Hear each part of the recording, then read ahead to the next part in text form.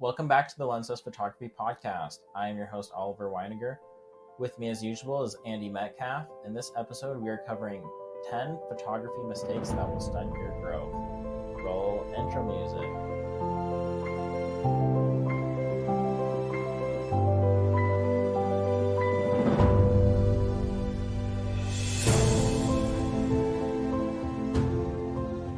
Hey, Andy, how's it going? Good. How are you? Doing well. So what's new in your life of your photography journey? Mostly giving in to my gear acquisition syndrome. I know. And replacing my 100 to 400 with the 100 to 500. Okay. It's beautiful. How long did you have your 100 to 400 for? Almost a month. Andy was texting me about this. He's like, "Oh man, I think I want the 100 to 500." I'm like, "Andy, don't do it, man." I'm like, "Your 100 to 400 is good. It's good enough." I'm like, "It's lightweight. It'll be good for backpacking and stuff like that." And Andy's like, "Oh, okay." And then he shows up today for the podcast. He's like, "Check this bad boy out," and he already has the new lens, which is pretty awesome to be fair. But it is an amazing lens, and and for what they cost, they better be. But I looked through a lot of the photos that I had taken with the 100 to 400. They were sharp. They were sharp, but they weren't very sharp, or extremely sharp, and which you would never notice unless you zoomed in 500%. I know, but here I am, and then the extra reach, that I get out of it. But planning a trip to Alaska, and I'd love to go to Alaska. That's somewhere I want to go to. It's faster. It's a stop faster than the. Yeah, it's double the size though. It is almost double the size. So whether it's worth it or not, well, I hope so because you already have it. So yeah. Well, and it is to me because it has a red ring on it. It has a red ring on it, and I'm a bit of a pixel peeper. Not really, but I am nitpicky about sharpness, and I've grown accustomed to what the L series lenses are capable of, and ultimately decided that it was a move that I wanted to make. And you made it. I made it, and I've decided I'm going to do more push-ups and more curls so that I'm strong enough to carry my big heavy lenses. We're going backpacking in the snow next month. All right. We'll do it, and you have to carry that lens with you. I'll bring it. I'm not going to not bring it. I leave my 85 at home. No, you gotta bring that one. Bring them all. Nah, I don't need the 85. That's a portrait lens. In case you want to take a portrait of a squirrel or something, No, that's what the 100 to 500 is for, or the 800. I'll bring both of them. Yeah. You're carrying the biggest backpack on the mountain, that's for sure. Yeah, with lots of batteries. Yeah. Okay, well, so like I said before, today we're talking about the top 10 photography mistakes, not just the top 10 photography mistakes, but what I think are the top 10 photography mistakes that will stunt your growth. So let's start with number 1, using auto modes. It's so frustrating when people come in and they're using those auto modes, and they say, "Well, I have it set to sport," and it's the picture of the little dude running. Like, that's still an auto mode. That just because it's not the A doesn't mean it's not, or the green A, It doesn't mean it's not auto. But they're not getting the results that they want because it's still auto. And those modes on those cameras, which are becoming less and less prevalent, and they're not showing up immediately on the mode dial anymore. A lot of cameras are putting it. There's a scene position on the dial, and then you go into the menu on the LCD screen and pick those modes. But my understanding is that the logarithms that those run under were designed in the 80s, were written in the 80s and 90s when, when 400 was a terrible ISO, and lenses not everybody had access to lenses that were super fast. Yeah. And they just haven't really caught up with these top 10 tips, by the way, are if you're wanting to improve your photography and get better. This isn't for people that want to do photography to take pictures of their kids, or they just want to snap a few shots and that's all they care about. This is for sure not about that, so we're not going to even cover that. Absolutely. That's true. Yeah. So, but yeah, I think even though it may be tough, get out of the auto modes, learn your exposure triangle, and that will help you a ton. And we actually had some controversy Yes. about this. Is so we do an outline for each podcast, and I share it with Andy like a week or so before, and he's like everything for this episode looked good except for number one. He's like, you can do aperture priority and shutter priority too. And I was like, Andy, that's an auto mode still. I don't think so. I typically they're referred to as semi-manual modes and semi-auto modes, I guess you could say. That's fair. But I am still choosing two of the three sides of that exposure triangle, and then instead of looking at what the meter is saying, in my case, I shoot a lot in aperture priority. So I set my ISO, I set my aperture, and then the camera determines the correct determines the correct exposure and sets the shutter speed for me. And then I can take the picture. You're not setting the shutter speed yourself. And I understand for like events and stuff like that, or stuff like that.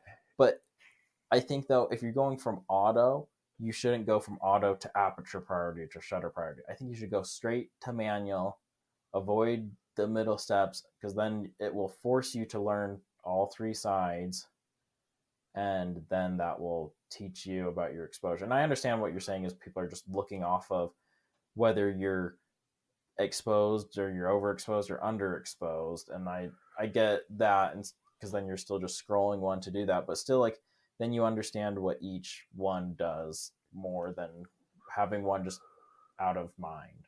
Well, and I agree, and I think it's absolutely important to learn how to shoot in manual. Yeah, and knowing how to do that.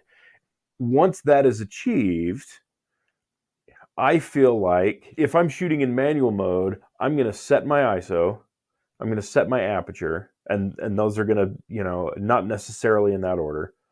But then I'm going to look into my camera, and the meter in my camera is going to say, well, you're super underexposed, and I'm going to turn the dial to slow down my shutter speed until it hits that 0 point for correct exposure, and then I'm going to take a picture. And all I'm saying is that letting your camera, instead of you turn that knob to set your shutter speed, you, according to what your camera is telling you it should be anyway, you let your camera do that. Yeah, but this is the thing though, is, and I guess it depends on what you're doing, but if you're doing an event or something like that, I understand this. But if I'm doing commercial or landscapes, which is exactly what I'm doing, I want to be able to control each side of each corner, I guess you could say, of the exposure triangles. And I want to be able to say how high I want my ISO to be, because that will affect the image quality and how grainy it is. I want the shutter speed. I want to pick exactly what that is, because that will tell me, if I'm going to get a blurry image or movement or freeze the moment. And then aperture, the same, how shallow or wide I want the depth of field. Sure. And I'm not saying that you can ignore your shutter speed in that instance, because you absolutely can't. Because if you do, and your ISO isn't high enough and you have blurry pictures, then you have blurry pictures and they're no good. And and you've wasted you've wasted your own time, and maybe other people's as well. I think it's an important thing to absolutely pay attention to what that is. And that's typically what I will do when I press the metering button and my camera says, this is what your shutter speed is going to be. I can say, okay, that's acceptable, or that's not going to work. And I my, think it's just easier just to shoot in manual, so then you don't worry about that. You don't worry about the error for mistake. And I don't think we should necessarily, even though it's really easy to do so, base our pictures on whether we're exposed properly, which we should be, but look at your histogram instead, and that will tell you a lot more than just whether you're exposed perfectly or overexposed or underexposed. Your histogram will tell you where your shadows are, where your highlights are, if you have anything clipping and whatnot too. And so that's usually a lot more useful. And that's true. But I'm talking primarily when time is of the essence. Yeah, and that's what I'm saying. Like when you're doing events or stuff like that. If I'm taking pictures of the side of a mountain or of a tree, that's not going to change over the next 6 seconds. I have the time to set those things manually and know that I have exactly what I need, and I have time to check my histogram and all of those things to make sure that I have a properly exposed image, and that I'm going to have good highlights that aren't over excessive, and I'm not going to have pure blacks in the shadows and all of those things. But when you're shooting something that you don't have that extra 3 seconds, being able to let the camera set something that you were probably going to set to exactly the same thing anyway, and take that picture, and then you can, if changes need to be made, you can make those changes when you don't have time. I guess I feel like I'm just always picky enough where I don't want my camera, doesn't matter like what it's going to say, I just don't want the risk of it picking a random shutter or aperture that I'm not going to want, because I feel like those are always important to me. If I would do anything auto, for the most part, it would be the ISO, because that I can deal with more. Like if it's a really dark situation, I know it's going to give me something super grainy, but if it's daytime or not terrible light, I know I don't care if my ISO goes from 50 to 800 or even 1000 or whatever. I know it's going to be very usable, rather than not being able to pick the shutter speed and aperture. Okay, that's fair. I'm 100% in agreement. You need to learn how to shoot in manual. And that's just the main thing, is I guess for beginners wanting to learn high ground, just learn manual first, and then if you want to experiment with the others, you can. Okay, mistake number two. This one we don't even need to go that much into detail, but shooting in JPEG, don't do it. Don't touch it. Don't stay away from it like the Black Plague. Just, I guess there's very rare occasions where you can shoot in JPEG, but it's just, in my experience, you'll accidentally turn it onto JPEG for something, and then you'll forget to turn it off, and then you'll go out and shoot other photos or whatever, and then you have JPEGs that you can't edit very easily or whatnot. Because that's happened to me a few times. Back when we'd work at Allen's, we'd do the portraits, or not the portrait, just the passport photos. And sometimes the camera we would use would be out of batteries or whatever. So I'd use my camera if I had it there. I'd set it to JPEG just so we could print from it super fast and easy. But then a few times the next time I go out and shoot, I forgot that I turned it to JPEG, and now I have all my landscape photos in JPEGs, and I can't really edit with. So that's true. So just don't do it. Unless you're doing RAW and JPEG, then I guess that's fine. But right. I was going to say, because there's exceptions to everything with photography, right? I know a sports photographer who photographs on relatively often the local basketball team, and for the NBA. And yeah, these people are not going to be photographing for the NBA. He shoots in JPEG because when there's a media timeout, he has 8 minutes to find the photo that he wants, send it to whoever the publishing agent is with a caption so that they can post it on their website mid-game. And in that instance, he doesn't have time to fart around with raw images. Yeah, and that's understandable. But the other card has raw. Yeah, and I think raw is just really important. It gives you so much information so that you can edit your photos and whatnot. And I think that's a very important part of photography is learning how to edit photos and stuff like that. And in JPEG, you're still getting an edited photo. It's just your camera's deciding how it's going to edit it and whatnot. You can't take any photos unless you're doing straight film and, just darkroom stuff. Well, it's just a straight negative, I mean.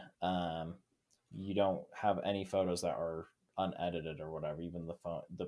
Even the pictures you take on your phone are going to be edited by just some automatic software or whatever that makes the colors saturated or whatever and does whatever. So exactly. Well, and I think too, especially as you're learning, having that extra information where a JPEG says that looks white, I'm going to make it white. The raw may still have some detail in there that you can pull out in in Lightroom or Photoshop or Capture One or whoever. It for sure will. And you still have that information. And as you become better at what you do, you may not need that as much, but having it there to be able to pull back out of those highlights and fix those things, because sometimes there's just nothing you can do about it except capture in raw so that you can fix that later. Yeah, and that happens quite a bit or whatever, where you're in a situation and you need to just snap the picture but then later in post you can recover the photo, and if you do that in JPEG, that will not work. Okay, mistake number 3. Not experimenting with other types of photography. Just because you started out as a portrait photographer or landscape photographer or whatever does not mean that you will not like other types of photography. For sure. So both of us do a wide range of photography, and I started out strictly landscape, and I was stubborn and told myself I would never do anything else, and that changed. And so you really just need to experiment with stuff and try stuff, because you'll never know if you like it or not. For sure. I know that one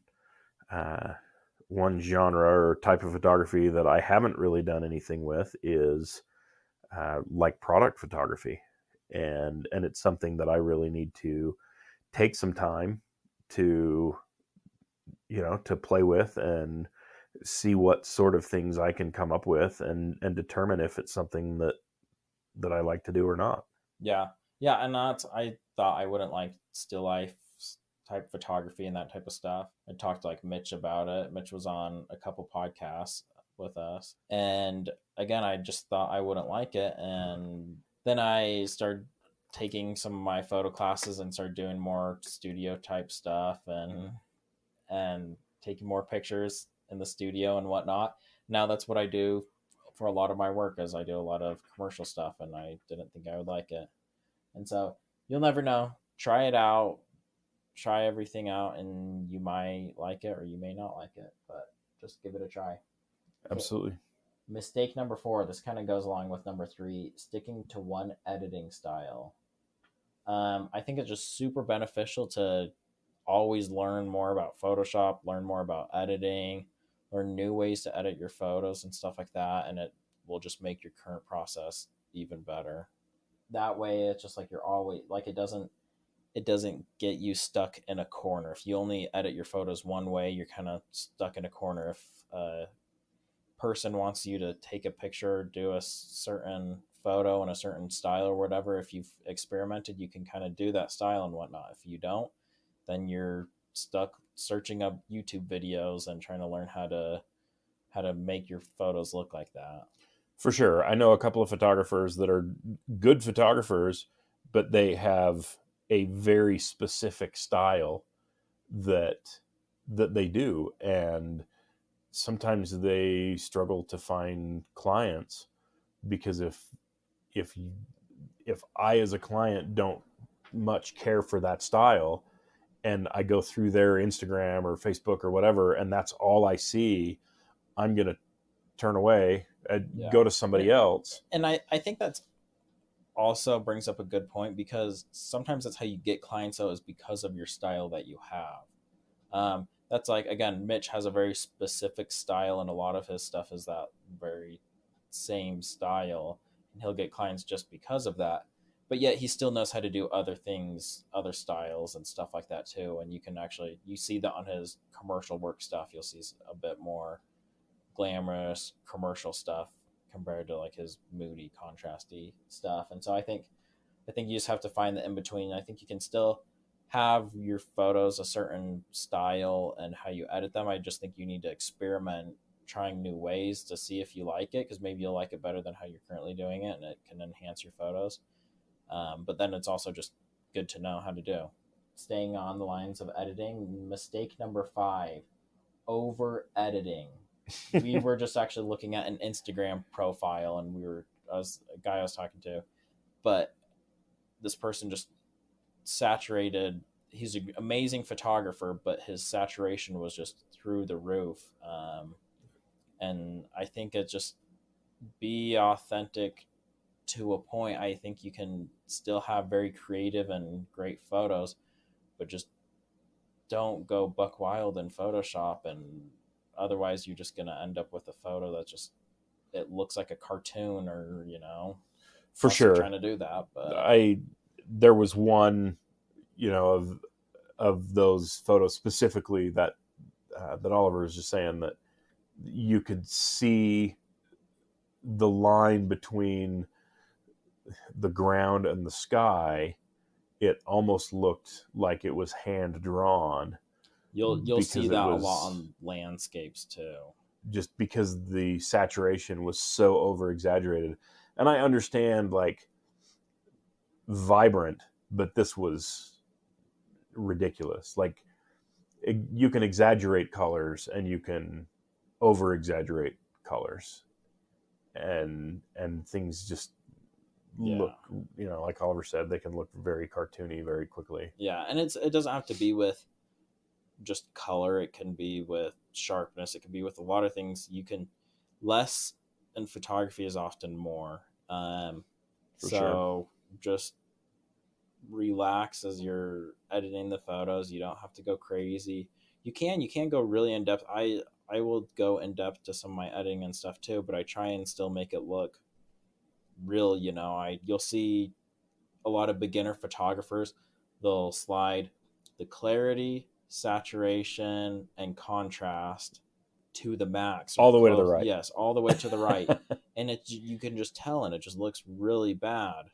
And so just back off. Even though a lot of the popular Instagram profiles are super saturated and stuff like that, it doesn't mean that they're technically good photos. And art is subjective, so who am I to say that they're good photos or not? But just relax. It's, learn how to edit stuff, but just don't go buck wild.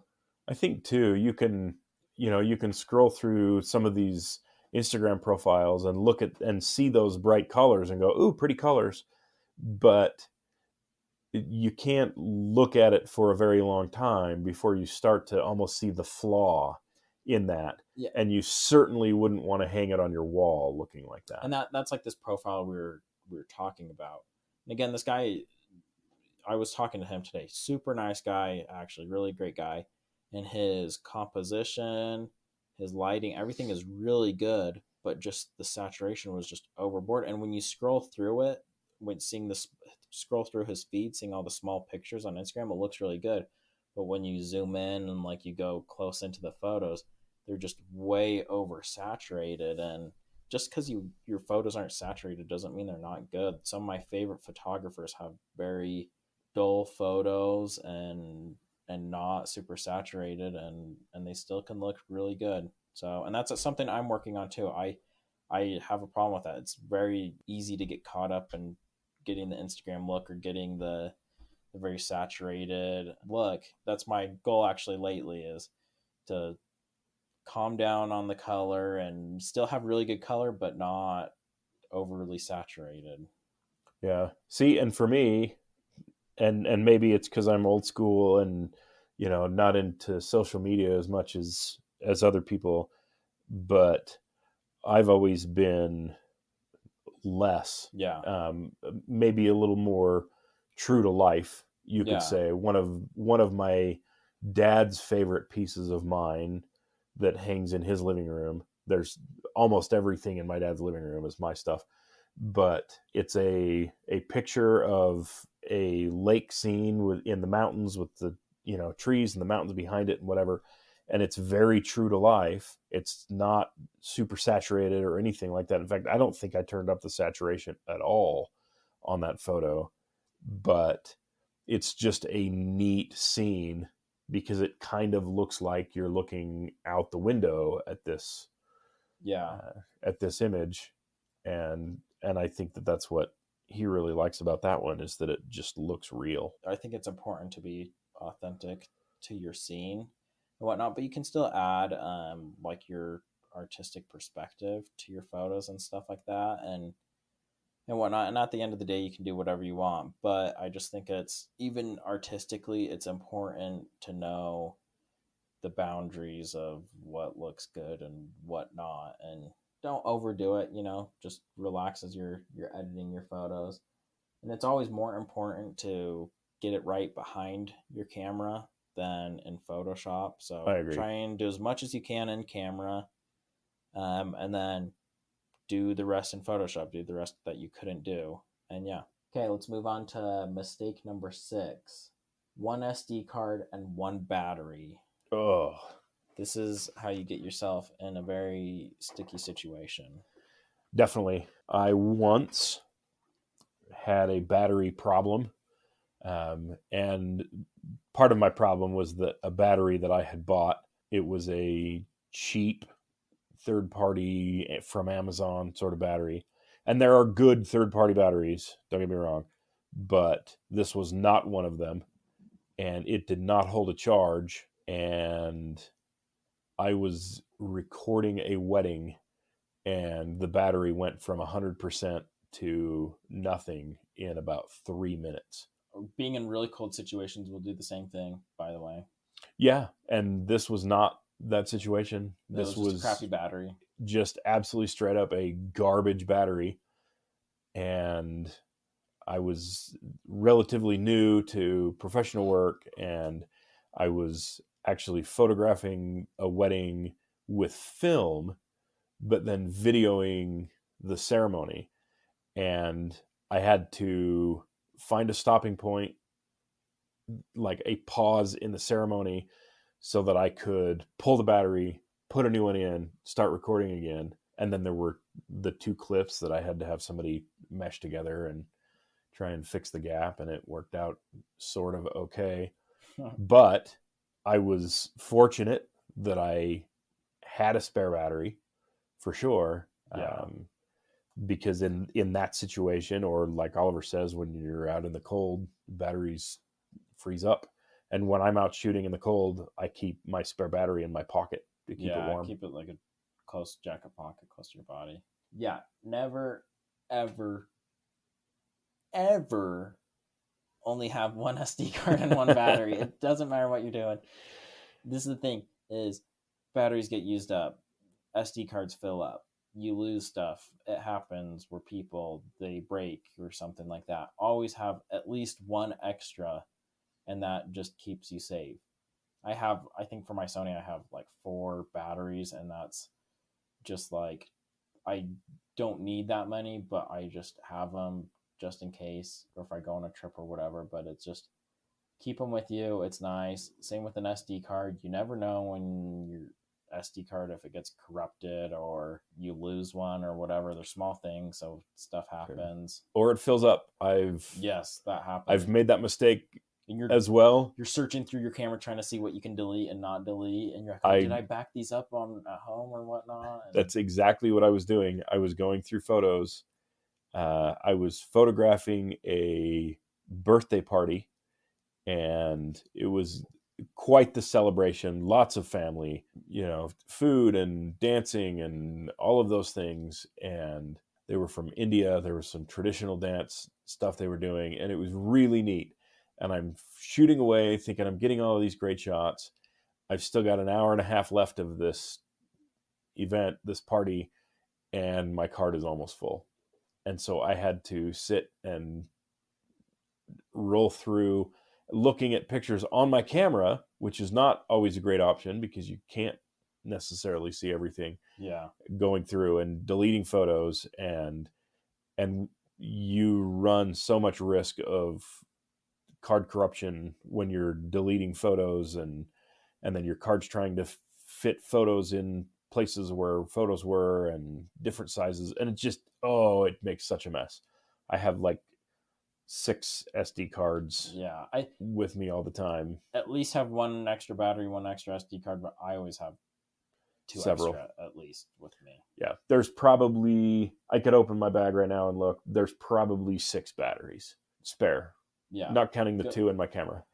So go to, you guys can go to just allenscamera.net, and they have some of the ProMaster SD cards and ProMaster batteries, and they're cheaper, and they're actually really good ones. They last just as long, and I've never had any problems with them. They have really good warranties on them too. Do you remember what the warranties are? Yeah, the batteries have a 1-year warranty on them, which is unprecedented. Nobody else does that. If you feel like it's not holding a charge inside of a year of owning it, you bring it in and we will hand you a new one. It's super cool. And then the memory cards have a lifetime warranty, and it's not like the garbage that SanDisk tries to hose you out of with taking pictures and sending your card in and all of that stuff. This is, you walk in, we verify that there is a corruption problem on the card, and we hand you a replacement right there in the store. But then some of the cards also have a worldwide 48-hour guarantee. So no matter where in the world you are, they will have one in your hand in 48 hours. Wow. Which is super cool. Yeah. I mean, and losing 2 days of shooting is a terrible option when you're in Zimbabwe or something, but that's why you have extra cards.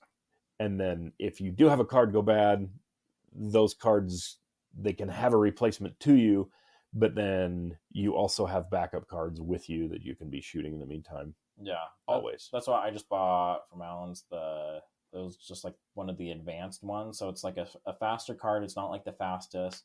It was like 128 gigs, but it was not very expensive though. No, they're pretty inexpensive. Yeah, and these ones are really good, and they do have quite pricey ones that are like crazy fast speeds, and I have a few of those for doing video stuff. But I just wanted another extra just there's for some trips and stuff. There's SD cards that will do 6K video, which is crazy, and if you do that, then these cards will absolutely do that.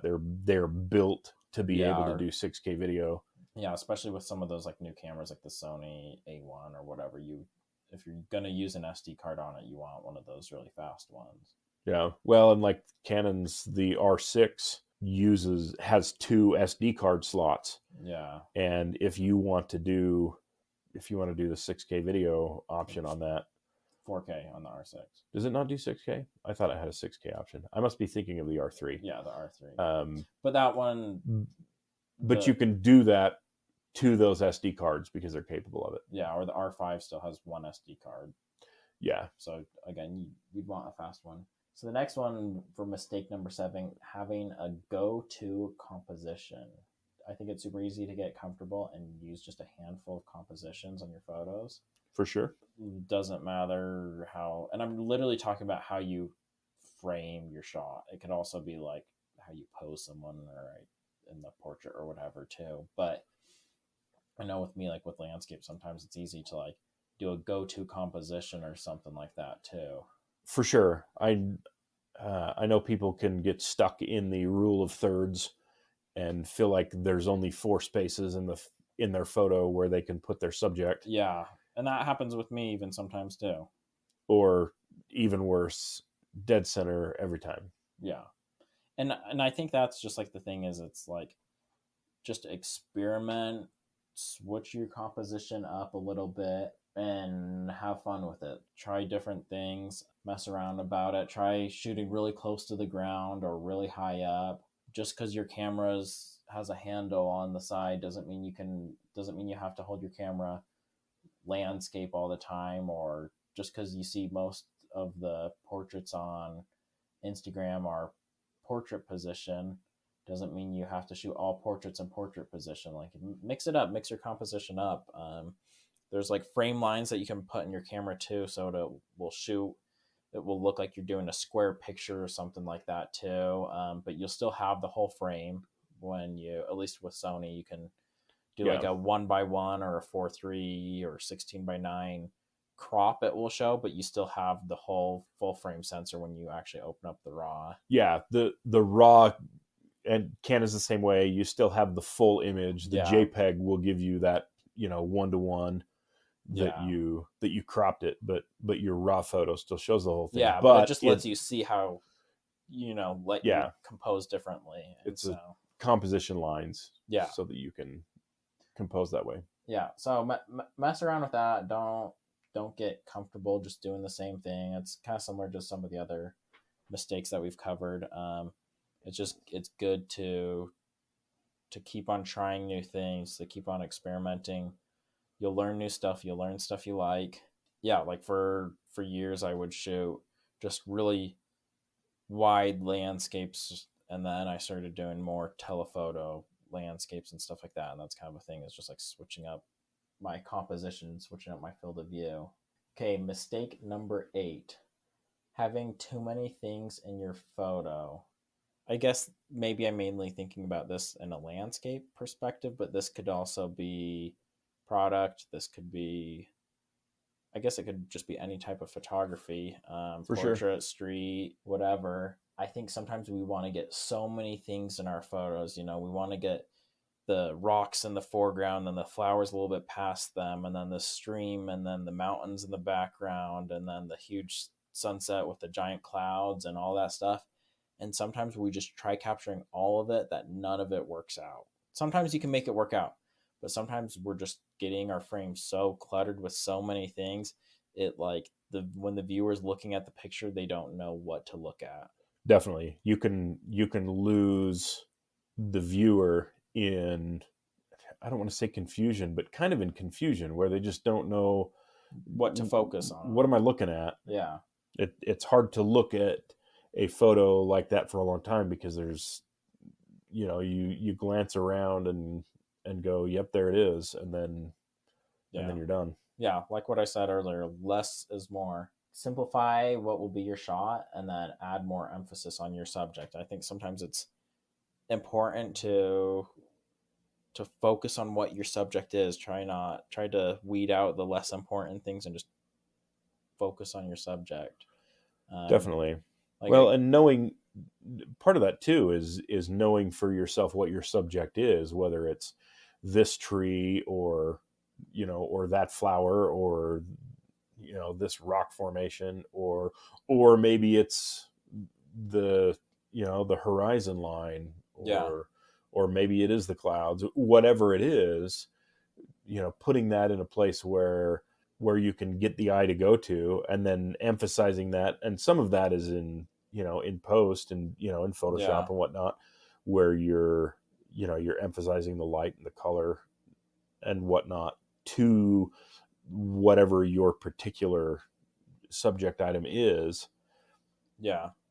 And I really liked what you said. I think that's also, like, if we want to have some of the other things in the photos, I think that's fine. Like what I was saying, if we have your rocks and flowers and stream or whatever, if we can compose that in a way that's leading to our main subject, they could maybe be minor subjects, but not our main subject, then we can make a harmonious photo. But definitely, you have to know how to do that great. And again, sometimes it's easier to zoom in and just focus on the one thing and compose that right, and worry about that one subject or whatever, and try, maybe you can try like doing high key photos. You'll see like a tree covered in snow with whiteness in the beyond, and sometimes those photos are really cool and stuff like that too. So experiment with some of those very simple frames and stuff like that, and I feel like that can help you with your composition quite a bit. Definitely. Okay, Andy, this one is just for you. I had a feeling that you would put this one in here Mistake for my number benefit. 9: buying the best of the best. This is for all you Andy Metcalfs out there. Okay, so yes, your gear can Andy improve your image quality, but your gear is useless unless you know how to use it, which you know how to Absolutely. use it. And I agree. But just because you bought your 100 to 500, does not mean that will make your photos better. That is true. Absolutely. Yeah, and this is the hard thing is, yes, technically speaking, yes, it will, because it's a sharper lens. Well, it might, because it can, but only if I know how to ensure that the lens can do its job properly. Yeah. And a lot of that really comes back to item number 1 on our list, which is understanding the exposure triangle, shooting in manual, and in doing that, I can give myself a distinct advantage by having a lens that's insanely sharp and insanely capable, but I can put a $3,000 lens on a $4,000 camera and set it to auto and take the same blasé pictures as as Oliver can do on a Rebel T6S and a basic kit lens, because Oliver knows what he's doing, and there's this huge difference in what you can achieve when you know what to do, and then also a very small, really, difference that your gear can make on top of that. But you have to be able to use that stuff and know how to use that stuff in a way that you can take advantage of the capabilities of those things. Yeah. And we pretty much have an entire episode that covers this. We do. I can't remember what episode it was, but it was, what does gear actually matter? Right. Go back and listen to all of our episodes if you haven't. All of them. Share them, like them. They're all really good. I readily admit, almost every episode, that I absolutely have gear acquisition syndrome. Yeah, we both do. Andy's is... But I also strive to make sure that I can utilize and take advantage of the capabilities of the gear that I buy, so that it's not a straight waste of money. Yeah. And there's a difference between just buying gear because it's fun, which I know Andy probably does a lot of. I do. I absolutely do. But what this episode is more centered towards maybe newer photographers that are learning and stuff like that. Like, I think it's easy to get caught up in gear and think you need to buy the best of the best when you don't. Realistically speaking, like if I had your R5 or any of the new mirrorless Canons, and if I shot a landscape or whatever with your 100 to 500 and then with that 100 to 400, you would not see a difference, really. Realistically speaking, like after my post-processing, my sharpening and everything, you're not going to see a difference. Probably not. Yeah, for the most part. And that's what I think new photographers need to understand is, first of all, that doesn't really matter. And especially when you're starting out, the most important thing is just to learn your gear. Buy an older camera. Even if you want a camera with good image quality, get like an older DSLR. You can still get full frame or something that's still nice, but get something older. Get like a 5D Mark II or a 6D or something like that. You can get those for pretty cheap, and get some cheaper full frame lenses or whatever, and really learn that gear. Beat the hell out of it. Learn, take it everywhere with you and just shoot with it a bunch, and that will help you a ton, and you'll learn so much about your gear. And then once you know that gear, then once you know what you're doing, you have experience, and you feel like your photos are not terrible. We're always trying to make our photos less terrible, but when you feel like they've gotten, they've improved a decent amount, then you can get a nicer camera and nicer lenses and stuff like that when you feel like it's actually worth it. But don't just go out and buy the best of the best at the start just because you heard it's good and it will make your photos beautiful, because it won't. That's definitely true. I mean, one of the things leading up to me purchasing this lens is that a lot of Facebook groups that I'm on, I've seen a lot of people posting pictures that they have taken with that lens and with the R5 that I have, and they're getting some great shots. And I think, hey, I want to be able to do that. And then my brain goes kind of haywire a little bit, and I mistakenly think that having this lens will allow me to do that, and it's just not the case.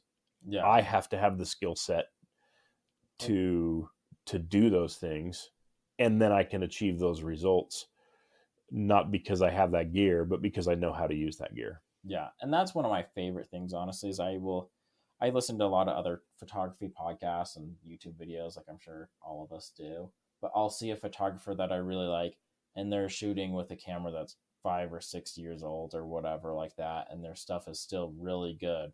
Again, we talked about this when we had Mitch on. He's shooting on an A7R2, which is still an amazing camera, but it's quite a bit older now. It's 5 or 6 years old. I don't know how old it is. He shoots with a manual focus film lens on it, and all of his photos are still really good. And there's tons of landscape photographers that still, shoot with the 5D Mark III or a Nikon D810 or something like that, or whatever, and older lenses and stuff like that, and they still have amazing shots and stuff like that. And so that's like a really humbling thing for me, is when I see photographers like that, and I'm like, oh, their stuff is way better than mine, and my gear is better than theirs, and that really puts me in my place.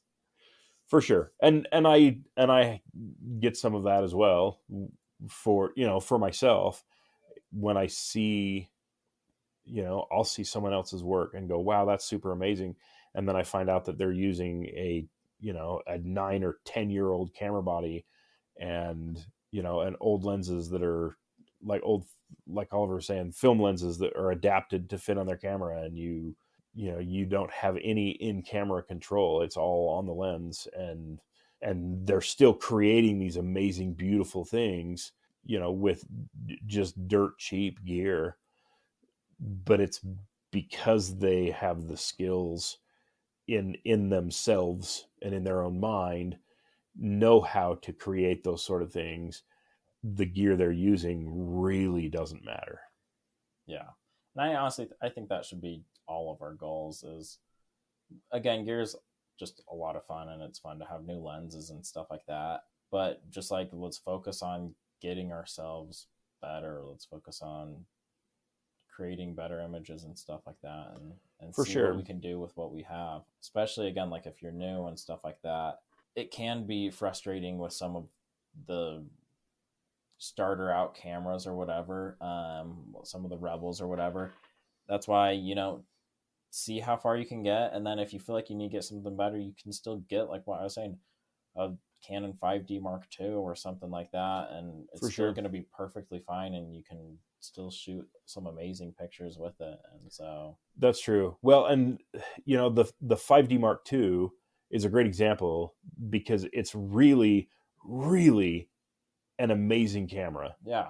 And you can pick them up for $500 or $600, and they probably have 150,000 shutter actuations, and they're getting to be end of life, but they're still good for another 100,000 actuations, and that's not really an issue. But the camera is still super capable of being able to do what you want to do, and you're picking it up for $500 instead of $5,000. Yeah, exactly. Okay, mistake number 10. This one may be controversial, but mistake number 10 is following all of the rules. As we just gave you a rule book, pretty much. No, I guess they're mistakes to avoid. But first of all, we know it's important to follow the photography, like photography rules and know them and understand them, but that does not mean you need to follow them. Like there's, for example, there's like the rule of thirds. You can have like balancing elements. Don't shoot into harsh sunlight. Avoid flares. There's a bunch of photography rules and stuff like that about composition, about editing, about a bunch of things. Try breaking some of them. Mainly, I've learned this mistake from a class I had. It was called Photo Vision, and for the assignments, it was during COVID, and so we would do it online, but she'd give us 40 minutes or 30 minutes or an hour to go take photos really fast and then come back, and we did a bunch of these assignments about breaking rules or breaking a certain rule or something like that to see what we could get. And it was like some of my favorite images came out of that class just because I was experimenting, trying new things like we talked about, and breaking some of the rules. Break the rule of thirds, see what you can get, Yeah, for sure. Shoot at 12 o'clock. I was just talking about that with Andy. I was like, you know, for landscape photography, they always tell you don't shoot in the middle of the day. And one thing I realized when I'm doing snow scenes with trees, I love shooting in the middle of the day. I love getting those shadows on the snow from the trees and stuff like that. Like you can get like really cool stuff. And so experiment and try different things. I don't know. What do you think, Andy? Definitely. Even in the class that I teach, that's my basic introduction to photography class, we talk about these rules and, about the exposure triangle and composition and the rules for that. But then there's a segment about breaking those rules, because I think it's important to allow yourself to change or to step away from the norm and experiment with things and see what you can achieve by breaking those rules. And some of the coolest stuff I've ever seen is really in violation of those rules. There's an image that I'm thinking of, and I remember it from college, and I couldn't even tell you who it is, but it's a picture of this girl, and she's blowing a bubble with just one of those cheap, dollar store bubble wand things. And there is a ton of black space in front of her. And it is her profile and this little, and the little stick. Yes, I've seen that. And she's blowing on it. And then there's just this tons and tons and tons of dead space. And it is so breaking the rules. It doesn't meet, exposure rules or composition rules or any of those things.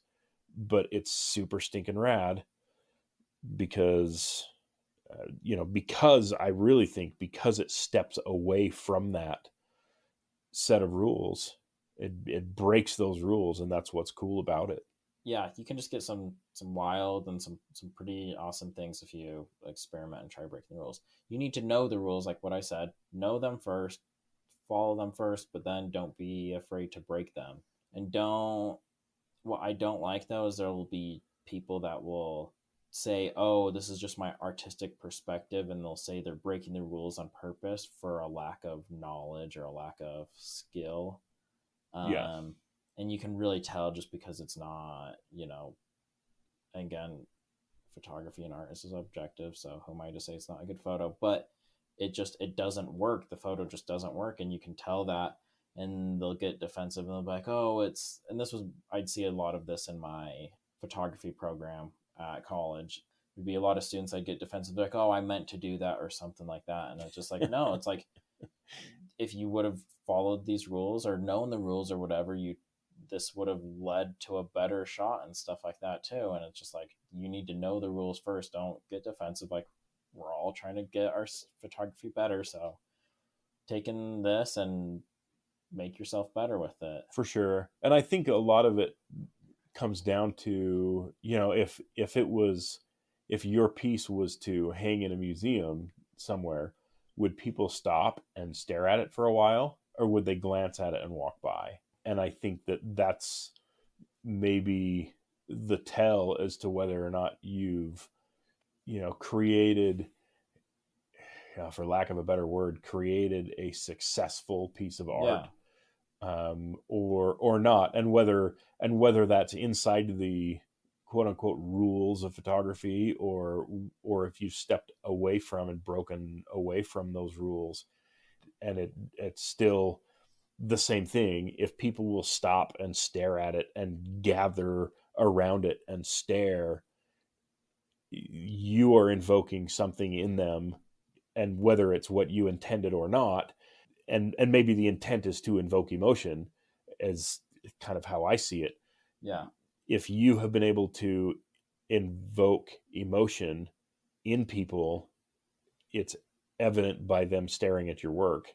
And if you've done that, then it's successful, whether it's inside or outside of those rules. But you really have to know the rules in order to be able to do that successfully. Yeah. I couldn't have put that better myself. Yeah, some of my favorite images that I've seen and that I've made are breaking rules and stuff like that too. And so, know the rules, break them sometimes.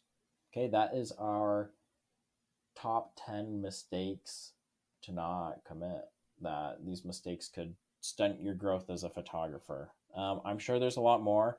We'd actually love for you guys just to email us or send us a message on Instagram and tell us what you guys think. Tell us some of the common mistakes that you guys have gone through when you guys were learning photography, or other ones that you know of.